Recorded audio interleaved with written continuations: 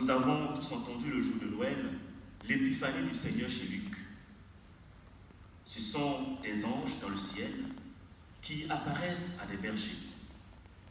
Et nous avons, depuis des siècles, nous entendons dans nos Eucharisties ce chant mélodieux, ces innombrables chants des anges qui retentissent à chaque fois dans nos célébrations eucharistiques, particulièrement les dimanches, sauf le jour pendant le temps de l'Avent, et je crois aussi le temps de Carême, où on ne chante pas ce chant, c'est le Gloria.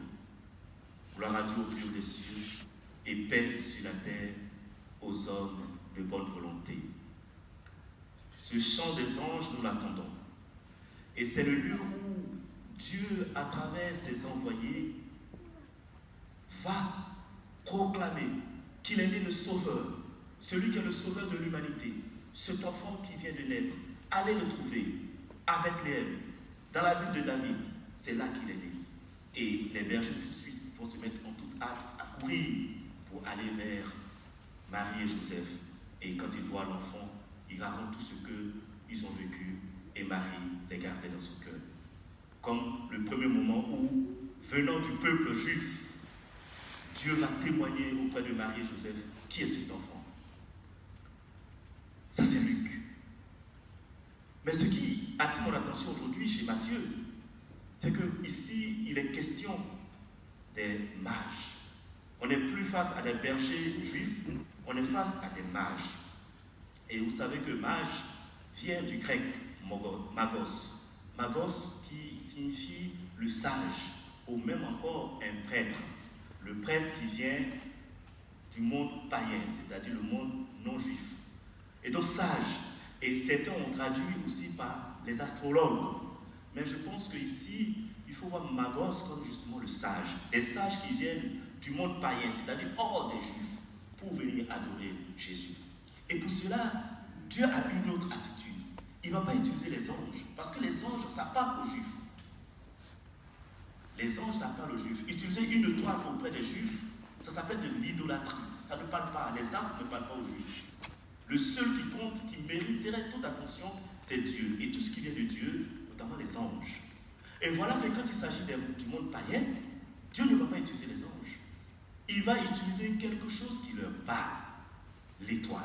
Vous savez que dans l'Antiquité, la naissance des personnalités, des personnes illustres, est liée justement à l'apparition d'une étoile. C'est ce qui a donné d'ailleurs en français naître sous une bonne étoile. Et donc, pour ces mages, ces sages, voyant l'étoile, et bien ils comprennent qu'il y a un être, pas n'importe quel homme, il y a une personnalité, il y a le roi des Juifs qui vient de naître. Et c'est pour cela qu'ils se mettent en route. Et c'est ce que je voulais souligner aux chers frères et sœurs, c'est que Dieu va s'adapter aux conditions de l'homme pour pouvoir se révéler à lui comme Dieu.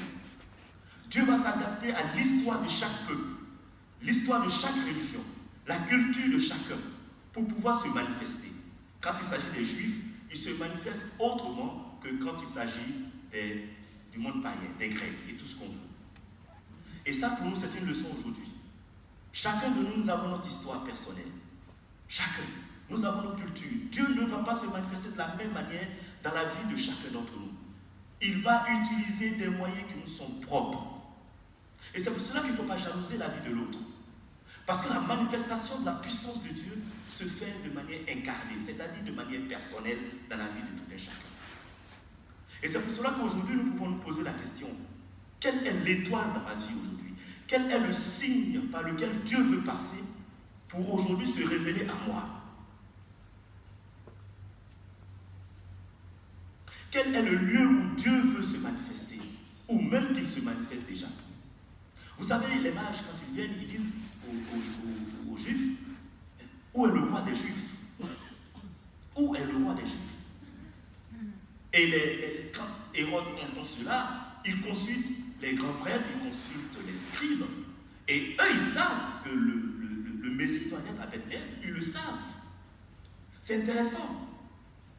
Dieu veut se manifester dans notre vie, mais il ne suffit pas d'avoir la connaissance de Dieu, parce que les grands prêtres, les scribes avaient la connaissance de Dieu, ils le savaient.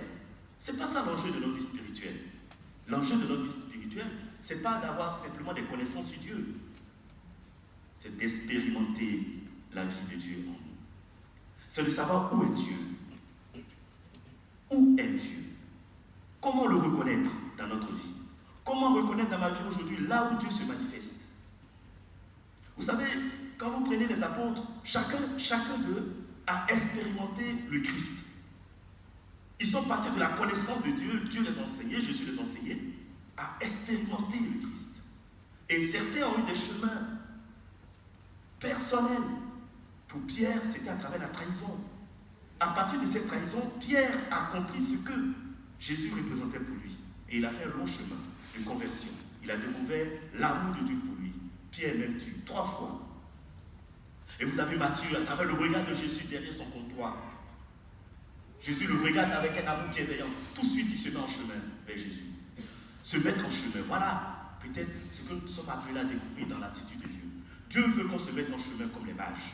Pourquoi? Parce que dans notre vie, il y a toujours quelque chose. Il y a toujours un lieu dans notre vie où Dieu veut se manifester. C'est à nous de reconnaître la présence de Dieu. C'est à nous de reconnaître où est Dieu dans notre vie. Où est le roi des Juifs dans notre vie.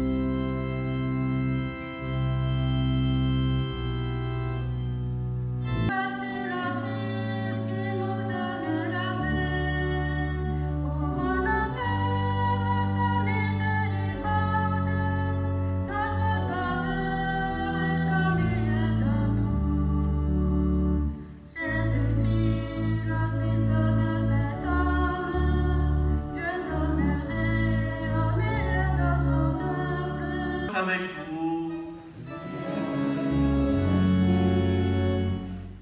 Dieu vous a appelé dans votre nuit pour que vous entriez dans sa lumière, qu'il bénisse en vous la foi, l'espérance et l'amour, qu'il les fasse croître et donner le fruit.